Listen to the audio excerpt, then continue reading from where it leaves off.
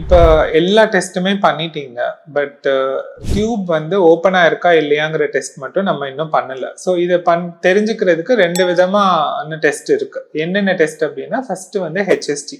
ஹெச்எஸ்டிங்கிறது ஹிஸ்டோசால்ஃபிங்கோகிராம்னு சொல்லுவோம். இந்த டெஸ்ட்ல என்ன பண்ணுவோம்னா, நம்ம அடி வழியா ஒரு டை மாதிரி இன்ஜெக்ட் பண்ணுவோம் யூட்ரஸ்குள்ள. அந்த இன்ஜெக்ட் பண்ற டை வந்து யூட்ரஸ்குள்ள போய் டியூப் வழியா போய் டியூப்ல வெளியில விழறத நம்ம வந்து எக்ஸ்ரே மூலமா பார்த்துக்கலாம். ஸோ எக்ஸ்ரே மூலமா அது வெளியில விழறது தெரியுது அப்படின்னா டியூப் வந்து ஓப்பனா இருக்குன்னு அர்த்தம். இதோட அட்வான்டேஜஸ் என்னன்னா, இது வந்து சர்ஜரி கிடையாது, அனஸ்தீசியா தேவை கிடையாது, ஒரே நாள்ல பண்ணிட்டு வீட்டுக்கு போயிடலாம்.